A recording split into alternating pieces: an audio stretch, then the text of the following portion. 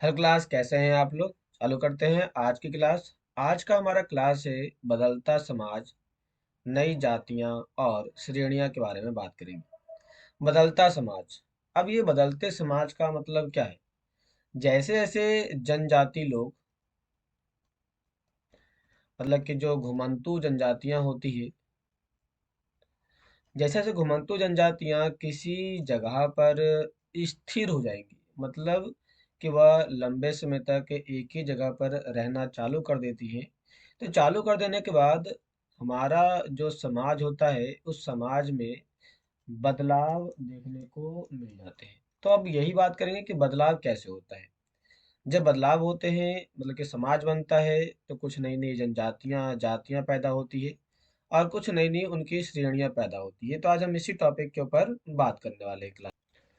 कहता है जैसे जैसे अर्थव्यवस्था और समाज की जरूरतें बढ़ती गई, नए हुनर वाले लोगों की आवश्यकता पड़ी। मतलब कि नए नए हुनर, जिनके पास ज़्यादा स्किल हो, कौशल हो, ऐसे लोगों की जरूरत पड़ने लगी। वर्णों के भीतर, मतलब कि एक वर्ण के अंदर दूसरे वर्ण, छोटी छोटी जातियां उभरने लगी। मतलब कि जैसे कहा ना, समाज जैसे बदलता है, तो बदलने में जो हमारे पास जातियां होती है, ये जातियां अब कई सारे अलग अलग भागों में बट जाती है। तो जब अलग अलग भागों में बट रही है, मतलब ये हुआ कि जातियों को उनके काम के आधार पर, या फिर उनको वर्ण के आधार पर, या फिर उनको लिंग के आधार पर, या फिर उनकी मान्यता के आधार पर हम उनको अलग अलग भागों में बांट देते हैं। कहता है उदाहरण के लिए ब्राह्मणों के बीच नई जातियां सामने आई। दूसरी ओर कई जनजातियों और सामाजिक समूहों को जाति विभाजित समाज में शामिल कर लिया गया और उन्हें जातियों का दर्जा दे दिया गया। मतलब कि जो घुमंतु जनजाति नहीं थी, उसमें भी कुछ लोगों को शामिल कर लिया गया और उनको भी शामिल करके हमने अपने समाज का एक हिस्सा बना लिया। विशेषज्ञता प्राप्त शिल्पियों, सुनार, लोहार, बढ़ई, राजमिस्त्री, इन सभी को भी ब्राह्मणों के द्वारा जातियों के रूप में मान्यता दी गई। तो यहाँ से क्वेश्चन आता है आप लोग का यूपीएससी में, कि समाज के अंदर इन लोगों को किसने समाज में शामिल किया। तो वो कौन था। वो था ब्राह्मण, जिसने इन सभी को जातियों के रूप में शामिल किया। कहता वर्ण की बजाय जाति समाज के संगठन का आधार बनी। जाति के आधार पर हमने समाज को बनाया, समाज को अलग अलग वर्गों में बांट दिया कि वो किस जाति का है, वो किस जाति का है, वो किस जाति का है। यदि ये जो है इस जाति का होगा, तो सभी कैटेगरी के लोग एक ही जाति में आएंगे। यदि बी इस कैटेगरी का है, तो सभी लोग इसी कैटेगरी में आएंगे। सी इसका है, तो सी सभी इसी में आएंगे। तो ऐसे बेसिस पे इन लोगों को बांट दिया गया। अब इसी पे आता है जाति पर विचार विमर्श। वर्तमान तमिलनाडु के तिरुचिरापल्ली तालुक, मतलब कि उस जगह के बारे में बात कर रहा है, स्थित उइकोंडई उग्गियर के 12वीं शताब्दी के अभिलेख में ब्राह्मणों की एक सभा के विचार विमर्श का वर्णन मिलता है। वे रथकार, रथकार का मतलब होता है रथ बनाने वाले लोग, की सामाजिक स्थिति पर विचार विमर्श कर रहे थे। उन्होंने इस जाति के कामकाज तय किए, जिनमें वास्तुकला, रथों और गाड़ियों का निर्माण किया गया, मंदिर बनवाया गया, मूर्तियों को स्थापित किया गया, बलि के लिए लकड़ियों से बने साज सामान तैयार किए गए, मंडप बनाना, राजा के लिए जेवर बनाना इत्यादि शामिल थे।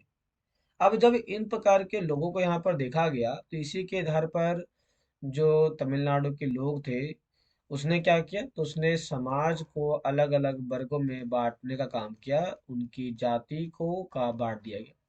लेकिन जाति का विभाजन होता है, वो उनके कर्म के आधार पर होता है, उन्होंने जो काम किए होंगे उन्हीं के आधार पर होता है। कहता है 11वीं शताब्दी और 12वीं शताब्दी तक आते आते क्षत्रियों के बीच एक नए राजपूत और गोत्रों की ताकत में काफी इजाफा हुआ। तो इस समय एक जो नया गोत्र तैयार होता है, वो होता है राजपूत। तो राजपूत का जो उदय होता है, वो 11वीं से 12वीं सेंचुरी के बीच में होता है। वे हूण, चंदेल, चालुक्य और दूसरे वंश परंपराओं से आते थे। मतलब कि इस समय जितने भी लोग राजपूत थे, जो अपने आप को राजपूत बता रहे थे, राजपूत कई सारी जातियों से आते थे। पहला वो लोग आते थे हूण से आते थे, दूसरा चंदेल से आते थे। मतलब कि इन सभी के वंशज या फिर उन सभी के परंपराओं से जुड़े हुए होते थे। तीसरा था आपका चालुक्य से मिले जुले थे। इनमें से कुछ पहले जनजाति में आते थे और कुछ बाद के कुल राजपूत मान लिए गए थे।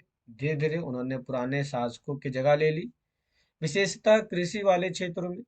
यहाँ कई तरह के परिवर्तन हो रहे थे और शासकों ने शक्तिशाली राज्य के निर्माण में अपने संपदा का इस्तेमाल किया।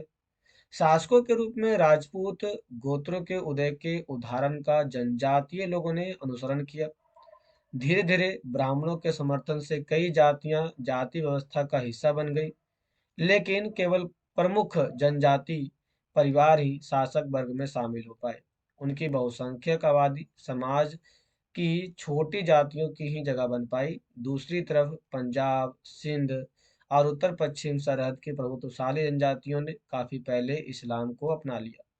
तो कहीं न कहीं ये बताना चाहता है इस पैराग्राफ के अंदर कि जो राजपूत का गोत्र था, उस गोत्र के उदय होने कारण जनजाति लोगों ने उनको अनुसरण किया और बाद में इसी के आधार पर उन्हें हमने एक जाति की व्यवस्था में शामिल करने का काम चालू कर दिया। जिसके बाद भारत के अलग-अलग हिस्सों में अलग-अलग धर्मों को बढ़ावा दिया गया, प्रमोट किया गया। जैसे कि पंजाब और सिंध के इलाके में इस्लाम धर्म को प्रमोट किया गया, वहाँ पे अपनाया गया लोगों के द्वारा। वे जाति व्यवस्था को नकारते थे। उनका मानना था कि समाज में यदि जातियों के आधार पर उसको बटा बाँट दिया जाए, तो वो समाज डेवलपमेंट नहीं कर पाएगा। सनातनी हिंदू धर्म के द्वारा प्रस्तावित गैर बराबरी वाली सामाजिक व्यवस्था इन इलाकों में बड़े पैमाने पर स्वीकार नहीं किया गया। मतलब कि ये हुआ कि समाज के अंदर ऊपरी वाले वर्ग, जिसे कहते हैं हम पंजाब कहते हैं, सिंध कहते हैं, तो यहाँ पर इस्लाम धर्म को बढ़ावा नहीं दिया गया, अपनाया नहीं गया, क्योंकि यहाँ के सनातन धर्म के लोगों ने विरोध कर दिया था। राज्य की उत्पत्ति जनजाति लोगों के बीच हुए सामाजिक बदलाव से गहराई से संबंधित है, मतलब कि जुड़ा हुआ है, और हमारे इतिहास के महत्वपूर्ण हिस्सों के दो उदाहरण इसमें दिए जाते हैं। तो दो उदाहरण जिसके बारे में हम नेक्स्ट टॉपिक में बात करेंगे, जिसमें बताया जाता है कि नज़दीक से एक नज़र के बारे में हम बात करेंगे। इसमें गौंड जनजाति के किए गए कामों के बारे में देखने का काम करेंगे। इसके साथ साथ अहोम के बारे में बात करेंगे, जिसके साथ ये हमारा टॉपिक खत्म हो जाएगा और फिर हम एक नए टॉपिक की ओर चलेंगे। तो क्लास आज के लिए इतना ही। या वो कैसा लगा हम जरूर बताइए और वीडियो को सब्सक्राइब लाइक जरूर करें। तो मिलते हैं नेक्स्ट क्लास में, तब तक के लिए धन्यवाद।